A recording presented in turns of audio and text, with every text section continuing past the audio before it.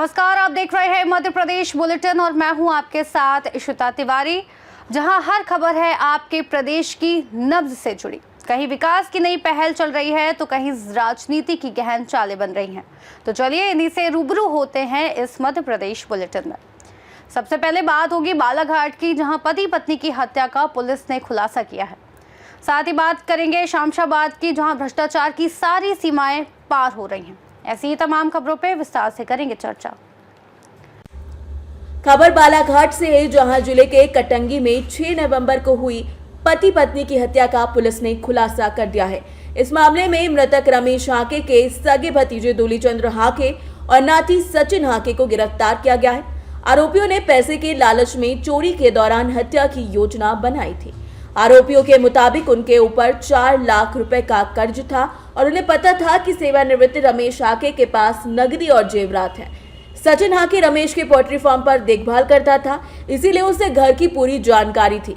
5 नवंबर की रात लगभग 11 बजे दोनों आरोपी कटंगी स्थित घर पहुंचे और मोटरसाइकिल खराब होने का बहाना बनाकर रमेश को बाहर बुलाया गया। रमेश के बाहर जाने पर उन्होंने पुष्पलता हाके की धारदार हथियार से हत्या करी और लगभग 10 लाख रुपए के जेवरात लेकर नकदी लूट ली। इसी बीच लौटे रमेश हाके को भी उन्होंने मार डाला और फिर फरार हो गए। सर, दंपति की हत्याकांड का कटंगी पुलिस ने खुलासा कर दिया है 24 घंटे के अंदर। सर, किस तरह के इनपुट्स मिले थे, क्या क्या जानकारी मिली थी और कैसे आरोपी को पुलिस ने पकड़ा? जैसे आप सभी लोग जानते हैं, दिनांक 5/11/2025 की रात्रि को एक घटना कारित हुई ग्राम अर्जुन नाला वार्ड क्रमांक 2 कटंगी थाना क्षेत्र में। सवेरे सूचना प्राप्त हुई जैसी पुलिस को, तो पुलिस के द्वारा टीमें गठित करके हमें स्पॉट पे हम लोगों के द्वारा विज़िट किया गया। जब स्पॉट पे हम लोग पहुंचते हैं तो हम जो स्पॉट पे इंस्पेक्शन के दौरान हमें कुछ तथ्य जो सामने आते हैं, उसमें सबसे मेजर एक तथ्य ये था कि कोई भी फोर्स्ड एंट्री का कोई भी सबूत हमको नहीं मिला था वहाँ पर। जो डेड बॉडीज़ थी, जो मृतक हैं और मृतिका के जो डेड बॉडीज़ थी, वो अलग अलग डायरेक्शन में थी और उनमें जो ब्लड स्टेन्स थे या फिर मारने का पैटर्न था, वो अन्य कई तरीके से उस बात का एनालाइजेशन हम लोगों के द्वारा किया गया। टीम्स बना करके हर डायरेक्शन में, जिसमें मेनली साइबर और सीसीटीवी एनालिसिस व मैनुअल इनपुट के चलते हम लोगों ने अपनी टीम्स को अलग अलग जगह पर डायरेक्ट किया। फिर रात तक हमें रिजल्ट्स मिलना स्टार्ट हुए, जिसमें हम इस नतीजे पे पहुँचे। इनफैक्ट हमें ये बात पता चली कि ये घटना और किसी ने नहीं, भाई उन्हीं के नाती व भतीजे द्वारा कारित की गई है। चूँकि वो कर्ज से जूझ रहे थे और उन्हें ऐसा लगा कि ये लोग इजी टारगेट हैं, दोनों ओल्ड एज हैं और इनके ऊपर किसी को शक नहीं जाएगा, इसके चलते हम इनके ऊपर ये अटेम्प्ट कर सकते। बालाघाट से सी न्यूज संवाददाता विशाल महानंद की रिपोर्ट। खबर शहडोल से, जो जिले के ग्राम कुटेला में 25 वर्षीय सत्येंद्र सिंह ने जादू टोने के शक में अपनी ही मां प्रेमबाई की बेरहमी से हत्या कर दी। उसने अपने चाचा के बेटे ओम प्रकाश और परिवार के अन्य सदस्यों की मदद से मां को कुल्हाड़ी और डंडों से पीट कर मारा, शव को खेत में दफना दिया। पुलिस ने शव बरामद कर सभी आरोपियों को हिरासत में लिया और हत्या का मामला दर्ज कर जांच शुरू कर दी है। सत्येंद्र ने अपनी चाचा की मौत और परिवार के बच्चों की बीमारी का जिम्मेदार मां को माना था। यह घटना शहडोल में अंधविश्वास के खतरनाक खेल को उजागर करती है। ये थाना जैतपुर अंतर्गत कुटेला गांव है, वहाँ के उसी पंचायत में ममरा गांव भी आता है। सरपंच जो ममरा के थे, उनको ये सूचना मिली कि प्रेमिया बाई जो है उसके साथ उसका लड़का सत्येंद्र ओम प्रकाश मारपीट किए थे, मोटरसाइकिल में ले जा करके किसी पेड़ के पास उसको रख दिए थे। इसकी सूचना पर वो तलाश करवाए सरपंच। जब उसका पता नहीं चला तो अन्य श्रोते से उन्होंने पता चलाने की कोशिश की, पर उस प्रेमिया बाई का पता नहीं चला। इसकी सूचना आज सुबह थाने में आकर के दिए थे। इसकी तस्दीक पर वहाँ की जो पुलिस थी वो मौके पर गई। दोनों संदेहियों ओम प्रकाश को और सत्येंद्र को अभिरक्षा में लेकर पूछताछ किया, जिस पर उन्होंने कबूल किया कि मेरी जो माँ है वो जादू टोना करती थी और मेरे चाचा और मेरे लड़कों का स्वास्थ्य सही नहीं रहता है और चाचा किसी कारण मृत्यु हो गई है। इसी कारण हम लोगों ने उसके साथ मारपीट किया था और मारपीट के दौरान ही उसको चोट जब ज़्यादा लग गई है तो थोड़ा सांसें चल रही थी। इस पर हम लोग ने उसे मृत्यु कारित करने के बाद गला दबा दिया और फिर वहीं पर जहाँ पर एक लेडीज थी वहाँ पर एक गड्ढा खोद करके और वहीं पर पूरा इसको छिपा दिया उसकी बॉडी के और इसके बाद अपने घर चले आए। यह तथ्य पूछताछ में पुलिस को इन लोगों ने बताया है, जिस पर अपराध है 302 और साक्ष्य छिपाने का ये पंजीबद्ध कर लिया गया है। दोनों अभियुक्त अभिरक्षा में हैं। इनका इस कार्य में सहयोग उसी गांव के 3 लोगों ने दिया था, गुलाब सिंह, अमन सिंह और अमोल सिंह। ये साक्ष्य छिपाने में सहभागी हैं। इनके विरुद्ध भी अपराध पंजीबद्ध किया गया है। सर, इस तरह की कई घटनाएं थी जिसमें बेटा अपनी मां की हत्या कर दिया था व्यवहारी में। व्यवहारी में भी इस तरह से घटना हुई है जिसमें अभियुक्त गिरफ्तार कर लिए गए हैं, विवेचना चल रही है। शहडोल से सी न्यूज संवाददाता रजनीश शर्मा की रिपोर्ट।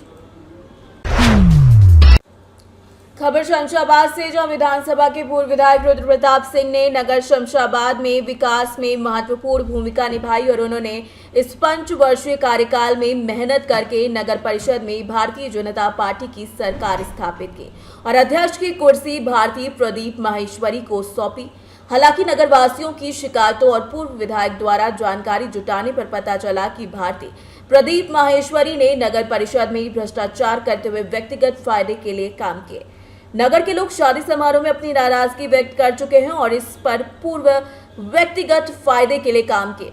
नगर के लोग शादी समारोह में अपनी नाराजगी व्यक्त करते लगातार नजर आ रहे हैं। इसके बाद उन्होंने और जानकारी जुटाई और पाया कि शमशाबाद नगर परिषद में 1 साल तक कोई बैठक तक नहीं हुई, जिससे नामांतरण और विकास के कई कार्य रुके हुए हैं, जिसके चलते पूर्व विधायक ने सूचना के अधिकार अधिनियम 2025 के तहत 15 जानकारियां मांगी, जिससे भ्रष्टाचार की संभावित जांच की जा सके।